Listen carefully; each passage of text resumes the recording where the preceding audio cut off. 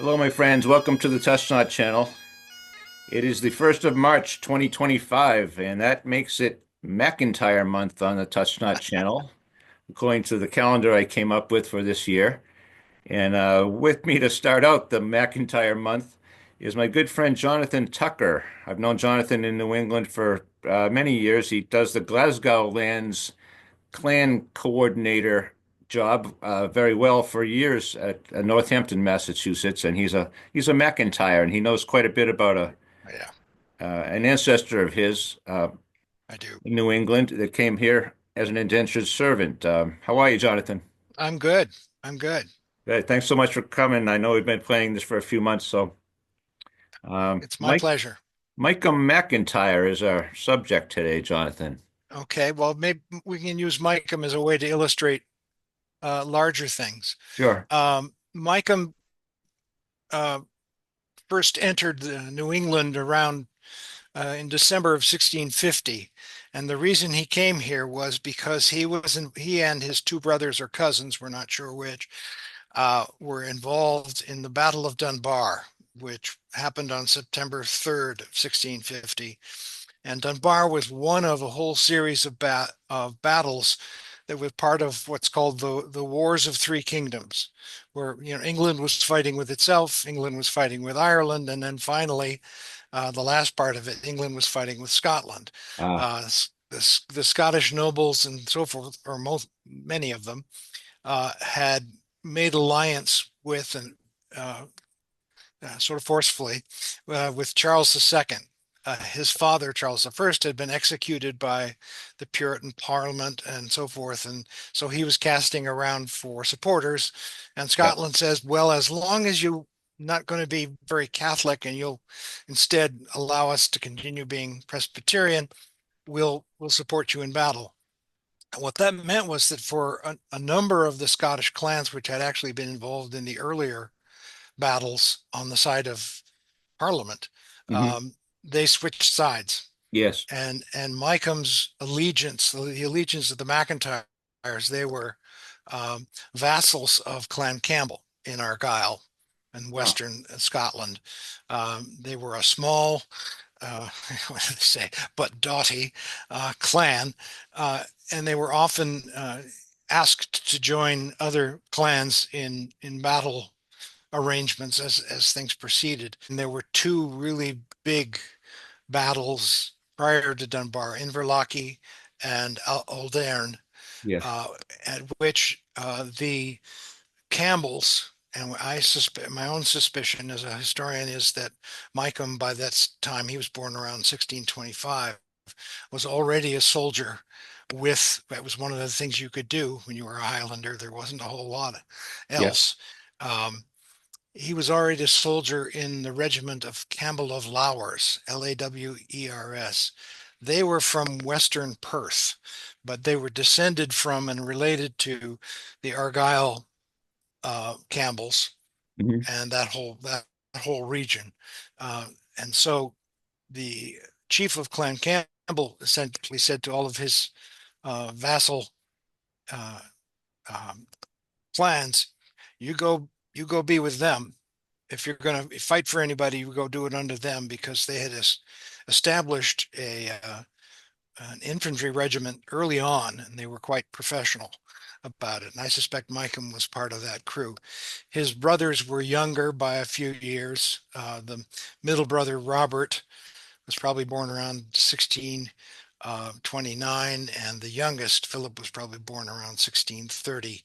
So by the Okay. time we get to Dunbar, which is in 1650, I have a feeling Micum had sort of gathered his brothers in, and all three of them were at the Battle of Dunbar, fighting within the regiment of Campbell of Lowers, and they were sort of in the center of the whole Scottish line. Hmm. Um, I'm not going to go through a huge history of the Battle of Dunbar, which is complex, and but basically the Scots lost. Yes. The very professional uh, Roundhead army of Cromwell's. They had Scots had them sort of trapped against the sea in Hmm. northeast Scotland at Dunbar. Right. Uh, the Scots came down off the hill where they had the high ground to attack in the night, and the Cromwell saw him coming, and subsequently he was a brilliant tactician, although kind of a snot as a human being. A Yes, lot of people dislike him for very good reasons. indeed. Um, they came down the hill and they were defeated as a result. And many of the Scots in the rout that followed uh, were simply killed or were driven off. 3,900 were captured at that battle, Hmm. including most of the regiment of Campbell of Lowers, who were professional enough to sort of collapse into circular fighting units back to back. And I have a feeling that the McIntire brothers, and I'll just refer to them as brothers Yeah. hereafter, um, were part of that. They were next to each other. They've kept each other's backs, and they finally had to surrender. They were surrounded. So 3,900 men. The Puritans had made no arrangement to keep prisoners, but these were fighting men, and they were still in potentially a problem. So they took them as prisoners, and they started to march them down the coast toward England. Yeah. Uh, and Scots died all along the way, and the ones who were sick. Men were shot for refusing to do what they were supposed to do. Very few escaped. Uh, they were not given any food to speak of. At one point, they were given hay, fodder for the horses, because the Campbells, or rather the Puritans, didn't have any other food to give them. At one point, they were in a castle. They were being stored in a castle overnight, and there was a garden there with green, unripe carrot, cabbages, and Yes. the men just devoured those, and many of them died as a result of that. They were so starved. Hmm. Anyway, by the time we get eventually to Durham Cathedral, which at the time was abandoned in Durham, England, about 3 weeks later, um, fully half the men were gone, had died or Right. escaped or been killed or whatever. And they stuck them in the cathedral. The cathedral was abandoned, and they really didn't have any, facilities. There were no separate bathrooms or anything. They had hardly any food initially, although eventually they were sent food, much of which was stolen by the guards. Yes. Uh, but disease started in very quickly, dysentery and other diseases of confinement. Hmm. Um, and they were losing up to 30 men a day. And within a week or two of being there, all this time, Cromwell's Council of War had been trying to decide, what are we going to do with these prisoners? We'd never done much with prisoners before. Ah, Unfortunately, or unfortunately, uh, among Cromwell's cronies were men who had projects going in the New World, including ironworks and all kinds of other projects, and they needed labor. okay. So they made a deal with the council. Find us 150 of the uh, men in the best health, unwounded, and so forth, Hmm. and we will pay the council for them. And then when we get to the New World, we will sell their indentures to the colonists there and make back our money with a profit left over. Ah, So they took 150 of them, the three McIntyres included, Micum and his two brothers, marched them back up to Newcastle, which wasn't all that far, a couple of days. yes. Then they took a sort of a coastal transport boat down to London. They, when they got to London, they were stuck in the hold of a merchant ship called the Unity, that was a merchant ship actually out of New England. It was out of Charlestown, and its captain was Augustine Walker. And then the council started to fight with itself and couldn't decide. Well, maybe we should ask for more. Or when they get to New England, are these men, who are known provocateurs and warriors and stuff, are they going to cause problems in the colonies? Oh, right. Yep. Yeah, and so they sat there long enough that men started getting sick again from being confined in what was really not a very big ship. It's 150 men stuck in there with all of the cargo that was already in there. Sure, they're commodity now. They were, that's right. That's exactly what they were. They were being sold. So on November 11th, Augustine Walker, and there are claims that yes, they had permission from the council. Whether they did or not, Augustine Walker knew the North Atlantic in the early winter, and he said bye-bye, and he weighed anchor with the men in the hold and took off Mm, across the North Atlantic. And it took 5 weeks and 5 days to get across, which was a very fast passage at the time. Sometimes it would take 7 or 8 weeks. is that right? And on December 21st, he pulled into Boston Harbor and pulled over to the wharfs at Charlestown, which is where his home berth was. And the men were um, brought up out of the hold. Uh, I use the phrase "stinking and blinking" in Yes. in the dim winter sun. Um, and there at Charlestown, you can actually go there today. There's a small park, and they have the foundations of what used to be called the Three Cranes Inn. And the men were, cleaned up, new clothes. Those who needed to be tended to were, and their indentures were sold right there. To the word had gone round, and so the people who needed labor had gathered and were Yeah. there buying up the men. Um, Many of the men were kept. I think over 60 of them were kept by the original folks who had bought the prisoners, because they were also involved with a specific ironworks in what was then Lynn and is now Saugus. Yep. And there's a national historic site there for the old ironworks that some of them ended up working at. And so within just a couple days, December 24th, Puritans didn't care about Christmas except if you were in church. No, true Uh, enough. True enough. they stuck them in on a coastal boat and sent them up rather short distance up the coast and then up the Saugus River. And on that boat, we believe Robert and Philip were both there. Uh, Robert's indenture had been purchased by an iron worker, not the ironworks company, but by an iron worker named Thomas Wiggins. And he did a variety of jobs, carting coals, doing a bunch of things at the ironworks. Philip, the youngest, we believe his indenture was purchased by a merchant or a farmer who lived nearby and operated nearby and interacted with the ironworks. So it was all Mm, sort of one economic activity. yes. Micum, unlike the other two, he and six other men had their indentures purchased by a man named Valentine Hill, who was a mercer, which meant he was a way up high international merchant, that term. Okay. And he had a new town being built up in southern New Hampshire on the Piscataqua River drainage. If you know the area at all, um, Portsmouth, New Hampshire is there, and it's the opening of the Piscataqua River. You Sure. go in the river, there's a big harbor back there with several rivers, hello, including the Piscataqua River, Mm, which comes down from the north, yep. uh, feed into that. And one of the smaller rivers is called the Oyster River.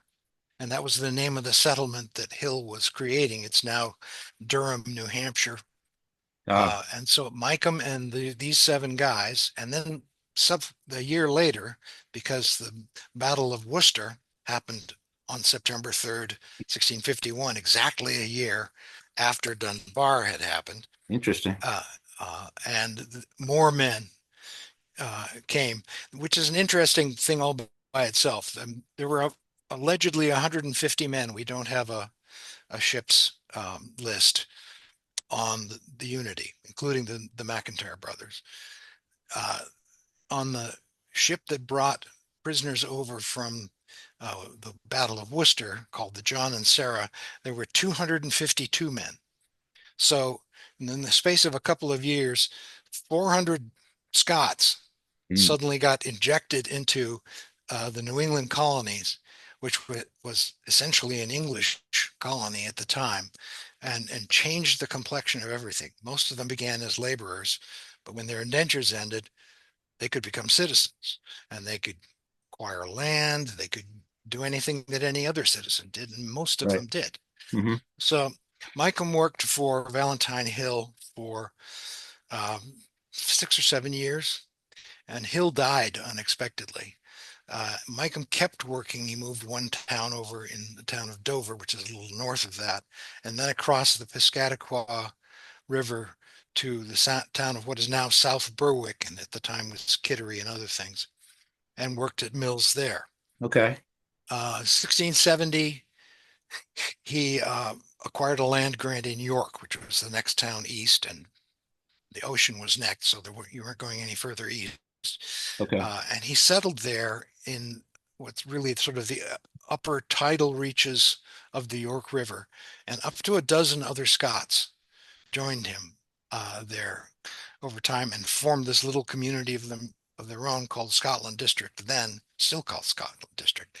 Um, and basically, they were subsistence farmers and fishermen because the York River was a tidal river. You could go out to Sure. sea on it. Um, the When he got there, uh, there were already several Scots there. There was a man named Alexander Maxwell, who was sort of a pivotal figure and already owned a fair amount of land. There was a man named Alexander McNair, who is said to have been one of Micum's cousins. And he was married to a woman who was the daughter of one of the English fishing families in the area, Dorothy Pierce. And Micum may have stayed with either of those sets of folks initially. He didn't immediately build something. All right. Uh, McNair died just prior to December of 1670. And we believe that Micum and Dorothy got together thereafter because they got married in late summer of 1671. And Alexander Maxwell gave them the land that he had let McNair build a house on. McNair was disabled and was sort of taken care of by the other Scots. I see. Um, so, and life proceeded. They had, in 1677, they had their first son. And 1675 was the beginning of King Philip's War. And so thereafter, for all of Micum's life and the life of most of the other Scots in the area, it was a battleground. The whole thing was a battleground. There were Yes. constant raids. There were big raids, occasionally every decade or so, but there were constant raids by Abenaki um, Of course. and so the Scots had gone from a setting of warfare in Scotland, and they had that even before the wars of the Three Kingdoms had been going on. They were constantly raiding each other and trying to expand Right. their clan territories and so forth. They were I'm kind of sure. used to this, uh, and but they survived it. Micum eventually passed on in 1705, we believe, and he had three sons by that time, and he had his own house on a lot of land which he had been steadily acquiring. And he passed in his own bed, and he had created this little empire of sustenance for his three sons. Yes. And 55 years since the battle, he lived. Yeah, he was He's, probably about 80, we mhm. think. He had been born around 1625. Yes. So uh, Robert again was working for Thomas Wiggins at the ironworks in Uh, what is now Saugus, and I encourage everybody to go see that. That's an amazing place. it is. Uh, Fantastic place. After several years, a number of the English workers sued the company, and so we have this deposition from November of 1653, like 3 years after Robert arrived, Mhm. by Robert, which it's his own words, describes how old he was, what year he was born, and so forth. Yep. And thereafter, that's the only evidence. He has disappeared. We are still trying to find him. Thomas Wiggins won the suit, and he moved to Long Island. And we looked for Robert there at Long Island. We can't find him. Maybe he had went to Rhode Island. There were other iron works there as well. Oh, is there? Philip, the younger one, settled in North Reading, Massachusetts. And there is a very large cemetery on the east end of North Reading where we believe his frontier home was, and his little family cemetery was there, and that served as the kernel for what is now the larger town cemetery. And Really? he and several other McIntyres are buried there. Ah, So between Micum and Philip, there are thousands of McIntyre descendants. Um, this is a second edition of a genealogy from 1983 by Robert Harry McIntyre, and this is Micum's genealogy, and you can see how many folks are in that. my goodness. Myself and my siblings are mentioned in this, but without any specifics. And that's just Micum in that book. Wow. Yeah, that's just Micum. I'm leaving the cover on, same thing, a red cover. This is the 1941, much earlier genealogy of Philip. Oh, And nobody thereafter continued to do work on Philip. There was this thing called the Colonial Revival Movement that got going about the time when the Revolutionary War veterans started to die off, and it lasted right through into the 1930s and 40s. York, Maine, where Micum was one of the epicenters of that activity of writing family histories, writing community histories, and so forth. yes. Okay. So there were a lot of Micum's descendants right there. I mean, I'm descended from uh, a woman named Eveline McIntire who married a Tucker in about 1810, and the whole thing went to heck in a handbasket after that. But there were a lot of them. They were New Englanders. They didn't move around a lot. So they actually knew each other, and in 1917 they formed an association, a clan they called it, Yes. uh, and they have been meeting every year since. And they incorporated in the 70s, and they now have a council, and one member of which is a historian, and that's me. Um, Ah, good for when I you. was when I was first finding out about this, and I didn't know anything, uh, the internet was in its infancy, and so I had gotten a letter from after my father passed from my aunt, and reminiscing warmly about clam bakes and stuff in New York in the Mm, summer at the reunions. yes. So I went looking for them. I couldn't find anything online to speak of. Finally, I called the York Library. I got the librarian on the phone and said, "Excuse me, but does this organization still exist?" She's, "Oh, yes." I said, "Do they still have annual meetings?" And she said, "Yes, they do." And I said, "Would you have any idea how I could get in touch with them?" And she said, "Well, the secretary for the association is checking a book out at the moment. Would you like to talk to her?" And handed her the phone. So that one thing led to another, and I Wow. started wearing a kilt and Yeah. speaking in a bad Scottish accent, and here we are. Yeah. Um, the Clan Association has a rather substantial website, Micum McIntire Clan Association, all one word, all lowercase, Yes, it's .org. fantastic. Fantastic, John. And we have, if you go to that, there is up in the right-hand side there, you can click on a link that has a bunch of historical articles, which go on at much greater, longer wind even than I do Hmm. about this stuff. And anyone who is interested, thinks they are a descendant of Micum, you can also reach me through that. I also serve as administrator for the clan's Facebook page. So anyone who has any questions about Micum, etc., or as a matter of information about McIntyres in general, Sure. I'm happy to field um, inquiries, including family history inquiries. We do that as part of it's one of the services of the clan. So anyway, Yeah, uh, I'll put all that stuff down here, John, after I'm done producing it, or after we're okay, done, that is, I'll put your website and email if that's okay and things like that. that's fine. That's Also, fine. John would not mind, I'm sure, if you met him in person in Northampton, Oh, I'd Massachusetts on July the 19th this year. love to. Love to. He runs the McIntire tent there, which he hopefully has time for while he's doing the clan coordination there. But yeah, They, John, they, they give me time off to do that.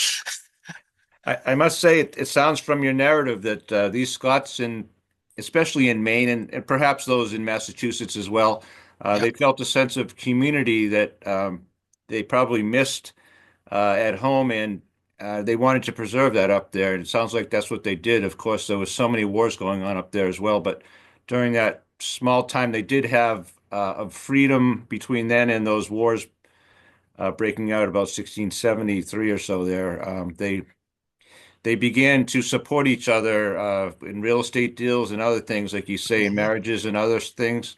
Those who couldn't were helped out, and those who could did the helping, and that's what we do, right? And they that's brought that right. here with them, and it's still That's here right. now. It's still That's here right. now. Jonathan's here. My own forebear Yeah, was John. My own forebear was Robert Dunbar on that same ship at that same there we go. battle, There we and I'm go. still here in New England. That's right. Um, We're durable. The Scots are. And we're the Dunbar Durable, Jonathan. that's right. Yeah, Let's absolutely. let's let's drink to our. This is water, my friends. Dunbar Durables. This used to be coffee. Ah, no, this is great, John. I'm so glad you joined us. Happy to do it because And I soon I'm going to have another guest on to talk in specific about the Battle of Dunbar. So we'll have more sure. background on that. Great. We'll know more about what happened leading up to it and that kind of thing. It's a huge story. You could take 10 of these Zoom episodes we do Right. just for that war, Oh of yeah. course. Oh yeah. Very complicated, very, very. I heard you call them the Puritans, and then they called the Covenanters on the other side, and Well, yeah, that's one of uh, the reasons I was being sort of simplistic as I hmm, swept across it because there's more than one covenant and they were on different sides in fairly close proximity to one another in time. So it's just a source of confusion. But yes, if if it's told properly, it can and explain things. I just want to let people know sure. this is the definitive history of Clan McIntire. It's written by Martin McIntire. Uh, Wow. it is an expansion of an earlier book, Clan McIntire: A Journey to the Past, that his father, Leslie D. McIntire, had written, and Leslie was largely responsible for talking the clan chief, who still exists, now lives in California, into actually applying for recognition to the Lord Lion Hmm. successfully, and that was done in the 70s and the 90s. Eventually, it took a while. Excuse me. So now that the McIntire chief is a member of the Standing Council of Scottish Chiefs. Great. You have such great documentation with Clan McIntyre. So many clans lack that, and they all seem to have a person like yourself or several of them that the clan could not do without, Jonathan. I must say that I've met several of Yeah, you over the last year. yeah, And yeah. there's someone that's just always the anchor man, anchor woman, anchor person, you might say, that people are always saying, "Damn, we owe so much of a debt of thanks to that person or the other. It did so much work for the clan. Was so dedicated to it. It's a very important job, and I thank you for that, Jonathan." Oh, it's a Uh, labor of love. we've only had about 2 minutes or three left here, but um, I want to thank you for coming on. So we'll see each other in Always. July, I hope. Yes, we will. We always have a great and glorious sunny day that day, and We do. I'm sure that'll happen again. I didn't make it last year. My Catmobile, well, it was a gasoline leak. It was terrible, actually, Oh, but ooh, ooh. I couldn't make Uh, it there. Yeah. It was Well, 6 in the morning. I went out and I said, it didn't rain today. What's that puddle? And yeah. yeah, no, that's not good. Now I'll have So, my son helping me um, this summer, at least with the tent. I, okay. I no longer want to haul all that stuff around. I have a big, heavy old tent that Yeah. works really well, but it's a lot of labor. Okay. Well, good. I'll look forward to meeting him. Absolutely. So how do we say it? Per ardua? Per ardua, through difficulty. Per Uh, ardua. Through difficulty. yeah, it's Latin, and it's what it signifies is that McIntyres were always a relatively small clan, although we were somewhat rumbustious, as they say. But we always came through the hard times together, and we were smart enough about it to not get ourselves wiped out. Um, and we often took others in. It's one of the things that I've learned about um, clans generally is Mm, that they were very malleable. That, for instance, just east of our chief's glen in Glenorchy is where the McGregors and others were, and the McGregors were proscribed. They were supposed to be wiped out, yes. and but neighbors, they just sort of moved in with us and became McIntyres, and Oh, that's all. That's just how it works. If you're willing to be a part of something and support it and work for it, you're a part of something.